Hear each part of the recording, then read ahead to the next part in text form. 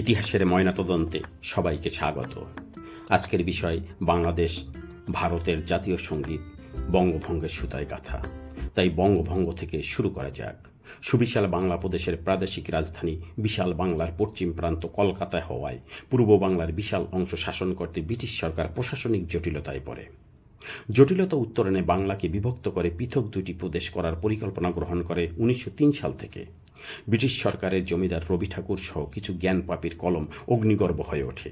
পূর্ব বাংলা আলাদা প্রদেশ হলে এ অঞ্চলের মানুষ প্রাদেশিক সুযোগ সুবিধা পাবে, বিশ্ববিদ্যালয় হবে, জীবনযাপন হবে উন্নত।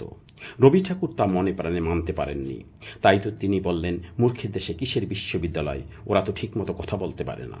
আবার বললেন, 7 কোটি সন্তানের হে মুগ্ধ জননী, রেখেছ বাঙালি করে মানুষ করনি। বঙ্গভঙ্গের বিরুদ্ধে ব্রিটিশ সরকারের নিকট দাঁড় করালেন শত অজুহাত। 1905 সালের 16ই অক্টোবর যখন বঙ্গভঙ্গ চূড়ান্ত হয়, রবি ঠাকুরের মতো জ্ঞানপাপীরা আবিষ্কার করলেন বঙ্গমাতার অঙ্গচ্ছেদ। লিখলেন 1905 সালে আমার সোনার বাংলা, মাতর বদনখানি মলিন হলে আমি নয়ন জলে ভাসি। অর্থাৎ মায়ের অঙ্গচ্ছেদ হলে বদন তো মলিন হবেই। মূলত রবি ঠাকুরের পূর্বপুরুষ পূর্ববঙ্গে মুসলিম ধর্ম গ্রহণ করায় হিন্দু সমাজ ঠাকুর পরিবারকে সমাজচ্যুত করে, যে কারণে ভারতীয় ঠাকুর পরিবারের সঙ্গে কেউ সম্বন্ধ করে নাই। বিলেত ফেরত কবিকে বিয়ে করতে হয়েছে ঠাকুর পরিবার এর বাজার সদাই করা চাকর খুলনার দক্ষিণদিহি নিবাসী বেনি মাধবের কন্যা ভবতারিণী ওরফে মৃণালিনী দেবীকে। মূলত সমাজচ্যুতির যন্ত্রণা এই অঞ্চলের উপর ঠাকুর পরিবারের যত ক্ষোভ। যাই হোক, মুসলিম অধ্যুষিত পূর্ববঙ্গের সুযোগ সুবিধা নষ্ট করতে বেনিয়াদের জমিদার রবি ঠাকুরের বেশি সময় লাগেনি। 1911 সালের 12ই ডিসেম্বর রবি ঠাকুরের মতো জ্ঞানপাপীদের খুশি করতে ব্রিটিশ সরকার বঙ্গভঙ্গ রদ করে।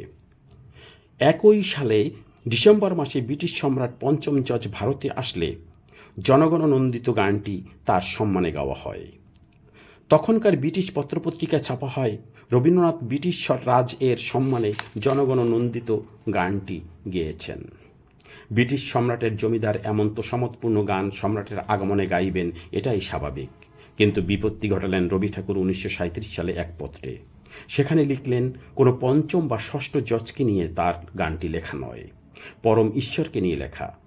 1 সেকেন্ডের জন্য তা মেনে নিলে রবি ঠাকুর কেন ব্রিটিশ পত্রিকায় প্রতিবাদ পাঠালেন না? হয়তো রবি ভক্তরা বলবেন, কবিগুরু ইংরেজি পারতেন না। ভারতের জাতীয় সঙ্গীত থেকে বলছি, সৃষ্টির কাছে সৃষ্টি আশিস চায় নাকি পরমেশ্বরের কাছে সৃষ্টি আশিস চায়?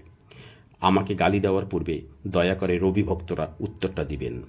ব্রিটিশ সাংবাদিকরা বাংলাটা বুঝতে পারল, তার দোভাষী রবি ঠাকুর নিজে নয় তো? বঙ্গভঙ্গ রদে পঞ্চম জজকে রবি ঠাকুর ভাগ্য বিধাতা বানালেন। 1937 সালে স্বাধীনতাকামীদের ধাক্কায় যখন ভারতের ব্রিটিশ শাসন নড়বড়ে, ঠিক তখন ভোল পাল্টালেন। আত্মপক্ষ সমর্থনে জ্ঞানপাপীদের যুক্তির অভাব হয় না।